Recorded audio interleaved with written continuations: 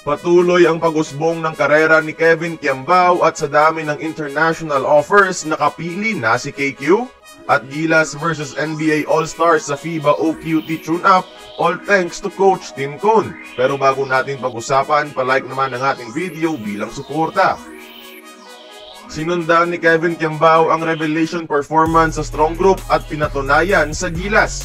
Dahil dyan, nasa rumors ngayon na ang dami niyang international offers, kabilang na ang US NCAA Division 1, Middle East, Japan, at maging developmental player sa Greece.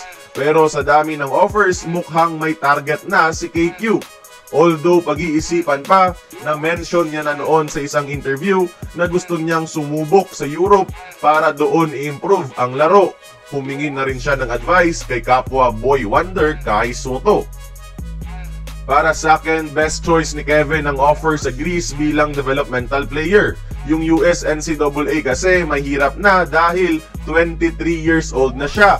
Dying age na yan para sa mga NBA prospects. Sa Middle East naman, pera lang ang advantage. Sa Japan, baka magaya lang kay Balti at Tamayo. Pero sa Greece, mas mahahasa pa ang selfless playstyle ni KQ at ang gumaganda niyang outside game.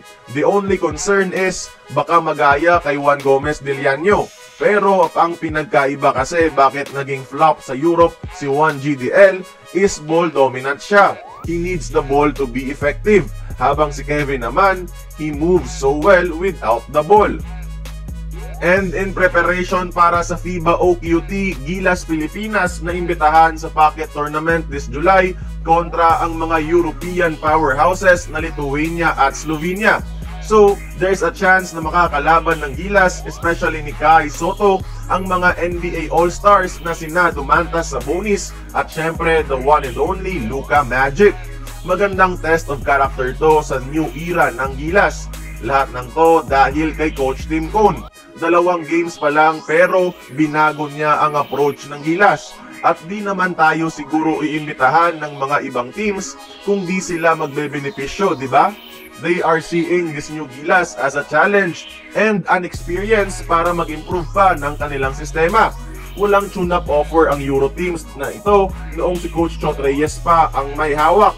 Kaya kayo mga idol, anong masasabi nyo sa Gilas under Coach Tim Cone at anong dapat piliin ni KQ? Join the conversation, magkomento lamang sa ibaba.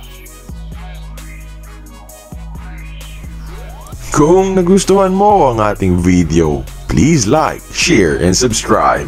I-follow mo na rin ang ating social media platforms for more exclusive sports content. Until then, this has been Courtside Buckets. See you on the next one.